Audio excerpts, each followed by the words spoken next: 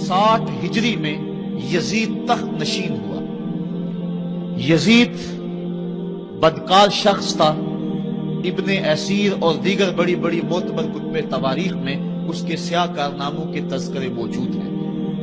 وہ زانی تھا، شرابی تھا، مسلمانوں کا قاتل تھا۔ بنت عنب کے ساتھ شہر مکہ اور شہر محبوب مدینہ الرسول میں جو اس کی بدمعاشیاں ہیں ان سے کون بے خبر ہے۔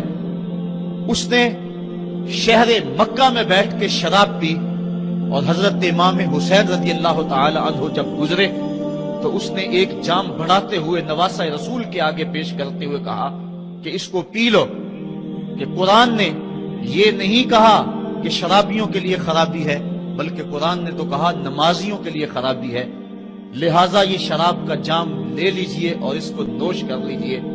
حضرت امام حسین اللہ یاس باللہ کہتے ہوئے آگے گزر گئے۔ انہوں نے یزید کن کرتوتوں کو اپنی آنکھوں کے سامنے دیکھا تھا، اور اس کے سیاہ کارنامے حضرت عبداللہ فرماتے ہیں کہ ہم نے اس وقت اس پہ خروج کیا جب ہمیں یقین ہو گیا کہ اس کی کرتوتوں کی وجہ سے آسمان سے کہیں پتھر نہ برسنے لگ جائیں۔ صرف واقعہ کربلا ہی نہیں، اس نے مدینہ الرسول کے اندر 700 صحابہ کو شہید کیا، 10,000 تابعین کو قتل کیا، اور 300 نوجوان خواتین کی آبرو ریزی کروائی۔ اور مکہ المکرمہ میں یزید نے کعبۃ اللہ پہ سنگ باری کی۔ یہ تاریخ کے حوالے ہیں جو آپ کے سامنے رکھ رہا ہوں، حتیٰ کہ پورا مطاف پتھروں سے بھر گیا، کعبے کا غلاف جل اٹھا۔ حضرت اسماعیل علیہ السلام کے عوض میں جو دمبا آیا تھا اس کے سینگ کعبۃ اللہ کی چھت پہ رکھے گئے تھے، وہ سینگ بھی جل گئے۔ اسی لیے ان ایام کو ایام غرہ کہا جاتا ہے تاریخ کے اندر۔ 3 دن تک مسجد نبوی میں نہ اذان ہوئی نہ اقامت ہوئی، اور مسجد نبوی کے اندر یزید کی فوجوں کے گھوڑے بندے رہے۔ منبر رسول کی حرمت پامال کر دی گئی۔ اب وہ یزید جب تخت نشین ہوا تو حضرت امام حسین رضی اللہ تعالی عنہ کو ولید بن عتبہ نے بلا کر کہا کہ تم یزید کے لیے بیعت کر لو۔ تو حضرت امام حمام حضرت امام حسین نے 2 ٹوک کہا کہ یہ کیسے ہو سکتا ہے کہ میں اس جیسے ظالم شخص کے ہاتھ پہ بیعت کروں۔ آپ یہ کہہ کے پلٹے تو مروان بن حکم نے مشورہ دیا کہ یہ موقع ہے، جانے نہ دو، اگر یہ چلے گئے قابو پانا دوبارہ مشکل ہوگا، لہٰذا ابھی ان کو قتل کر دیا جائے۔ یہ حضرت امام حسین رضی اللہ تعالی عنہ کے کانوں میں آواز پڑی۔ روایات میں آتا ہے کہ آپ نے انہی قدموں کے بل پیچھے پلٹ کے نیام سے تلوار باہر نکالی اور ہوا میں لہرانی شروع کر دی۔ محمدی کے چھار سے حیدری شیر نکل آیا، کہا ولید بن عقبہ تو ہمیں نہیں جانتا ہم کون ہیں؟ آنا حسین ابن علی ابن ابی طالب، میں حسین ہوں، علی کا بیٹا ہوں، اور علی ابو طالب کا بیٹا ہے۔ ہمارے گھر میں قرآن اترتا رہا ہے، فرشتے ہمارے گھر میں آتے رہے ہیں۔ وَيَزِيدُ ابن المعاویہ فاسق فاجر قاتل النفس مولن بالفسق شارب الخمر، اور یزید فاسق ہے، فاجر ہے، مسلمانوں کا قاتل ہے اور شراب پیتا ہے، اس لیے حسین ڈنکے کی چوٹ پہ یزید کی بیعت سے انکار کرتا ہے۔ حضرت امام حمام امام حسین رضی اللہ تعالی عنہ نے انکار بیعت کی وجہ بیان کر دی۔ آج یہ پراپیگنڈا کیا جاتا ہے کہ یہ 2 شہزادوں کی جنگ تھی اور یہ اقتدار کے لیے سب کچھ ہوا۔ اگر یہ بات ہوتی تو ترمح بن عدی کہہ رہا ہے، حاتم طائی کا پوتا، جب آپ میدان کربلا کی طرف بڑھ رہے ہیں، حضور آپ میرے پہاڑوں میں آ جائیں اور 5000 کا لشکر آپ کی پشت پہ رکھ دوں گا، اور آپ جدھر بڑھیں گے وہ جان نثاری کرتے ہوئے آپ کے پیچھے ہوں گے اور یزید کی حکومت کے ٹکڑے کر کے رکھ دیں۔ حضرت امام حمام امام حسین نے ترمح بن عدی بن حاتم کی اس پیشکش کو ٹھکرا دیا، کہا میں تو کسی اور کام کے لیے جا رہا ہوں۔ یزید کے چہرے سے اس نقاب کو نوچنا تھا، اس کے مکروہ چہرے کو لوگوں کے سامنے ننگا کر کے بتلانا تھا کہ یہ وہ شخص ہے کہ جس کے بارے میں میرے محبوب اور میرے نانا نے خبر دی ہے کہ بنو امیہ کا ایک ظالم شخص میری سنت کو بدلے گا۔ اور وہ سنت کو بدلنے والا یہی یزید کا صرف یہی بد کرداری کا مرحلہ نہیں تھا، اس کربلا کے صحرا کے اندر یزید نے جس طرح امام حسین رضی اللہ تعالیٰ عنہ کو شہید کیا اور حضرت امام حسین کے خاندان کو شہید کیا، جب مدینہ المنورہ پر یزید نے مسلم بن عقبہ کو مقرر کیا، جس کو بزرگوں نے مصرف بن عقبہ کہا ہے، تو اس کو کہا 3 دن تک مدینے کا حرم تمہارے لیے حلال ہوگا، جو چاہو تم کرنا، اور شامی فوجوں کو اجازت ہوگی۔ تو وہاں بھی انہوں نے 10,000 تابعین اور 700 صحابہ کو شہید کیا۔ حضرت ابو سعید خدری رضی اللہ تعالیٰ عنہ گھر سے باہر نکلے، کافی بوڑھے ہو چکے تھے، تو انہوں نے حضرت ابو سعید خدری کو پکڑ لیا، کہا تم کون ہو؟ کہا مجھے ابو سعید خدری کہتے ہیں۔ تو کہا ہاں تمہارا نام سنا ہے، اور داڑھی سے پکڑ کے کھینچا اور کہا کہ ہے تمہارے پاس جو ہمیں دو؟ تو کہا کہ میرے پاس تو کچھ بھی نہیں، میں تو فقیر آدمی ہوں۔ تو ان کے گھر ان کو لے گئے، تو 2 کبوتر رکھے تھے حضرت ابو سعید خدری نے، تو وہ کبوتر لوٹ کے لے گئے۔ اللہ اکبر۔ حضرت ابن سنان رضی اللہ تعالیٰ عنہ کو، جو حضور کے علم بردار تھے فتح مکہ کے دن، ان کو ستو پہلے پلائے اور پھر ان کی گردن کاٹی گئی اور کہا یہ ہے وہ ستو جو تم زندگی میں آخری بار پیو گے۔ ایک گھر میں داخل ہوئی شامی فوج، تو ایک خاتون کے ابھی بچہ پیدا ہوا تھا، اور قابلہ نے، دائیہ نے وہ بچہ ماں کی چھاتی پہ لٹایا، اور وہ ماں کا پہلا دودھ پی رہا تھا۔ تو یہ جا کے کہنے لگے نکالو تمہارے پاس جو کچھ ہے۔ تو اس خاتون نے کہا تم جانتے ہو یہ بچہ کون ہے؟ تو انہوں نے کہا ہم نہیں جانتے۔ کہا یہ حضرت ابن ابی کبشہ انماری رضی اللہ تعالیٰ عنہ کا بچہ ہے، اور یہ وہ صحابی ہیں کہ جو بیت الشجرہ کے موقع پہ حضور کے ہاتھ پہ بیعت کرتے ہیں۔ انہوں نے اس چیز کا لحاظ نہ کیا، کہا جو کچھ ہے وہ ہمیں دو، ورنہ تیرے بچے کو نہیں چھوڑیں گے۔ تو ماں بچے سے مخاطب ہو کے کہتی ہے، ابھی بچہ پیدا ہوا ہے اور ماں سے پہلا دودھ پی رہا ہے، کہ بیٹے اگر میرے پاس کچھ ہوتا، وہ قیمتی سے قیمتی چیز بھی ہوتی، تیری جان کے لیے قربان کرتی، لیکن اس وقت میرے پاس کچھ ہے نہیں۔ تو ایک شکی آگے بڑھا اور بچے کو ایک ٹانگ سے پکڑ کے کھینچ کے دیوار کے ساتھ پٹک کے مارا، جس سے دماغ کا بھیجا نکل گیا۔ کیا کیا زیادتیاں نہیں کی۔ 700 صحابہ حرہ کے واقعہ میں شہید کیے یزید نے، اور 10,000 تابعین شہید کیے۔ مسجد نبوی میں ممبر رسول کے ساتھ گھوڑے باندھے، اور وہ ممبر رسول اور مصلی رسول کے قریب لید کرتے رہے۔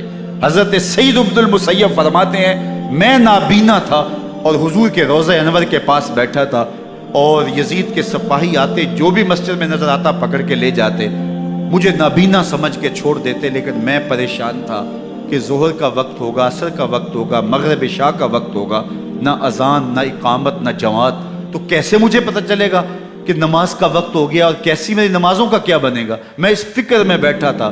لم ازل اسمع الاذان والاقامت من قبر رسول اللہ صلی اللہ علیہ وآلہ وسلم۔ فرماتے ہیں جب بھی پھر نماز کا وقت آیا، گنبد خضرا سے اذان کی بھی آواز آئی، اقامت کی بھی آواز آئی۔ 3 دن تک مسجد نبوی کے اندر گھوڑے بندے رہے، اور مدینہ کی حرمت پامال کی۔ مدینہ کے گھروں کے اندر یہ بدکماش داخل ہوئے، اور جو بدکاریاں انہوں نے کی کلیجہ منہ کو آتا ہے۔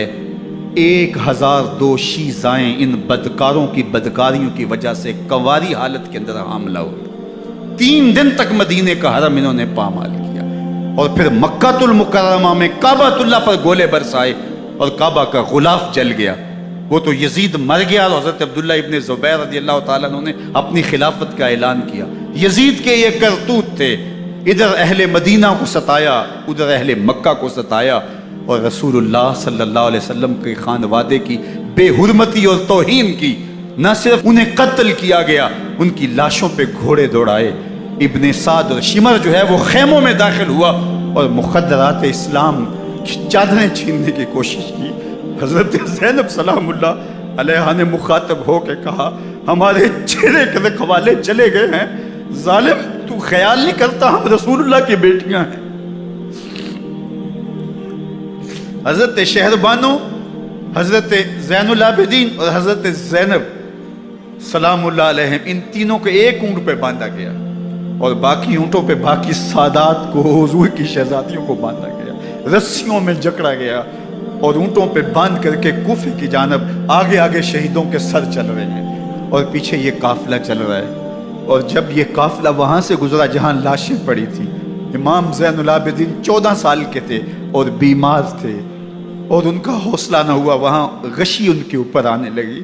اور وہ منظر ابن کثیر نے، باقی لوگوں سب نے لکھا ہے کہ پھر جب ان کی یہ حالت ہوئی تو پھر سیدہ زینب سلام اللہ علیہا، جنہوں نے ابھی تک بڑے حوصلے کے ساتھ ساری مشکلات کا مقابلہ کیا تھا، اب ان کے بندن ٹوٹ گئے اور آنکھوں سے آنسو بہنے لگے، اور سیدہ زینب نے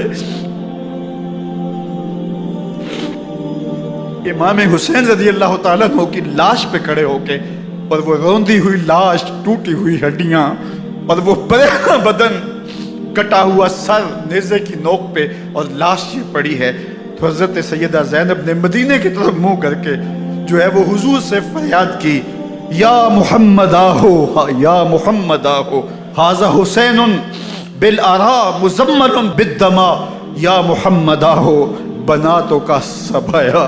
یا رسول اللہ، اے پیارے آقا، یا جدہ ہو، اے ہمارے نانا محترم، یہ دیکھیے آپ کا حسین پڑا ہوا ہے، بدن سے کپڑے اتار لیے گئے، خاک ہوائیں اڑا رہی ہیں، اور اس کے اوپر چادر جو ہے وہ مٹی کی پڑ گئی ہے۔ حضور آپ کی اولاد کاٹ دی گئی، اور پھر کہا بناتوں کا سبایا، حضور دیکھیے آپ کی بیٹیوں کے ہاتھ باندھ دیے گئے ہیں، اونٹوں پہ کس دیا گیا ہے، سر شہیدہ آگے آگے چل رہے ہیں، اور حضرت سیدنا امام حسین کا آگے آگے سر ہے۔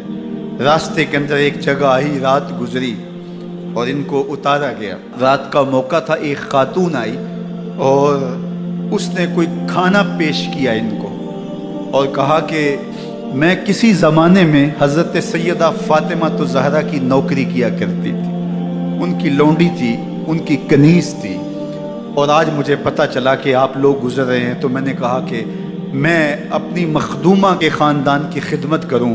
اور پھر اس نے کہا کہ اس وقت سیدہ کی گود میں ایک 6-7 ماہ کی بچی تھی جس کو زینب کہا کرتے تھے، تو سیدہ زینب نے کہا کہ اماں اگر پہچانتی ہو تو وہ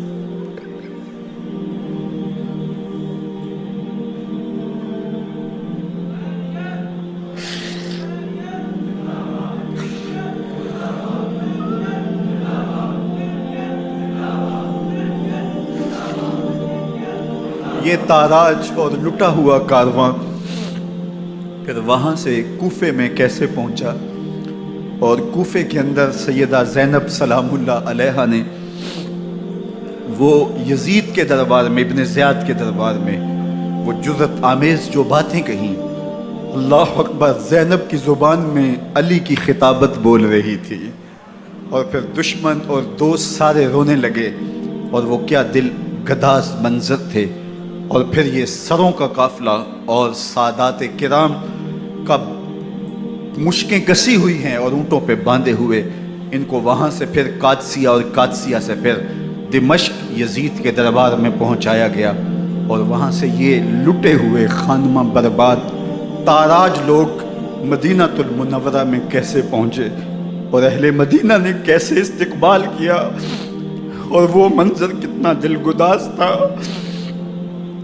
جب اہل مدینہ زینب سے پوچھتے تھے زینب حسین کہاں ہے؟